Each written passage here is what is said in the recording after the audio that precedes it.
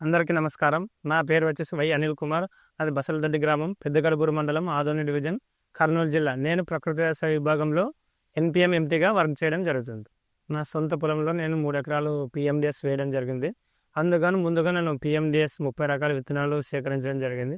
ఆ 30 రకాలు వచ్చేసి ముందుగా పప్పు దినుసులు, కందులు, అలసందలు, అనుములు, మినుములు, పెసలు, తర్వాత వచ్చేసి చిరుధాన్యాలు, సజ్జ, జొన్న, కొర్రలు, రాగులు ఇలాంటివి తీసుకోవడం జరిగింది. తర్వాత వచ్చేసి సుగంధ ద్రవ్యాలు, ధనియాలు, మెంతులు, ఆవాలు, అలాగే నూనె జాతికి సంబంధించి వేరుశనగ, కుసుములు, తర్వాత సన్‌ఫ్లవరు, తర్వాత వచ్చేసి ఇవి తీసుకొని మళ్ళీ కూరగాయలు, ఆకుకూరలు, తీగ జాతి, దుంప జాతి మొదలగునవి 30 రకాలు వేసుకోవడం జరిగింది. దానికి ముందుగా 3 ఎకరాల పొలంలో ఏం చేసినామంటే దాన్ని బీజామృతం విత్తన శుద్ధి చేసి, మామూలు ఇరిగేషన్‌లో అయితే బీజామృతంతో విత్తన శుద్ధి చేసుకోవడం జరుగుతుంది. అదే వర్షాధారం కింద అయితే విత్తన గుళికలు తయారు చేసి వెదజల్లడం జరుగుతుంది. నేను నా సొంత పొలంలో గత 4 సంవత్సరాల నుంచి పీఎండీఎస్ వేయడం జరుగుతుంది.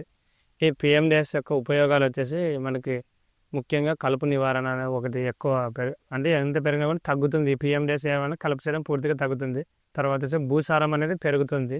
తర్వాత వచ్చేసి భూమి బాగా గుల్లబారి నీటి నిల్వ సామర్థ్యం అనేది ఎక్కువ నీళ్ళు అవసరం లేకున్నట్లు తగిన వర్షాలతోనే పంట అనేది బాగా వస్తుంది.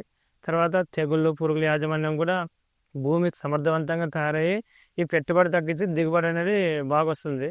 తర్వాత వచ్చేసి ఈ వేసవికాలంలో కూడా ఈ పీఎండీఎస్ నిరంతరం 365 రోజులు వేయడం వల్ల మనం పశువులు మేతగా ఉపయోగించుకోవచ్చు. అలాగే పశువులకు వేయడం వల్ల పాల శాతము, అలాగే వెన్న శాతం కూడా బాగా ఉపయోగపడుతుంది.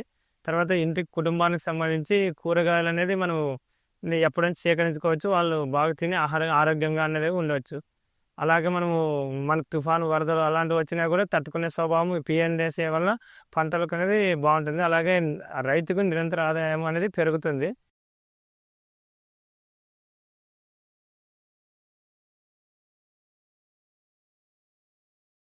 నా సొంత పొలంలో ఈ పీఎండీఎస్ వేయడం వల్ల వేసినప్పటి నుంచి 30-45 రోజుల వ్యవధిలో నేను ఈ పాలకూర, గోంగూర, ఆకుకూర, కొత్తిమీర, చుక్కకూర ఇలాంటివి తీసుకొని మళ్ళీ మిగతావి కూడా సజ్జ, జొన్న కానీ, అలసందలు, నువ్వులు, పెసలు ఇలాంటివన్నీ తీసుకున్న తర్వాత మిగతాదంతా పశువుల మేత కింద ఉపయోగించుకోవడం జరిగింది.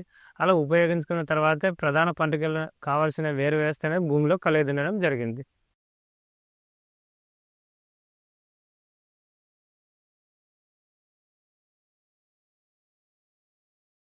నా పొలంలో పీఎండీఎస్ వేసిన తర్వాత అబ్జర్వేషన్ ఏమంటే ముఖ్యంగా ఈ వేరు వ్యవస్థ అనేది చాలా పటిష్టంగా తయారైంది.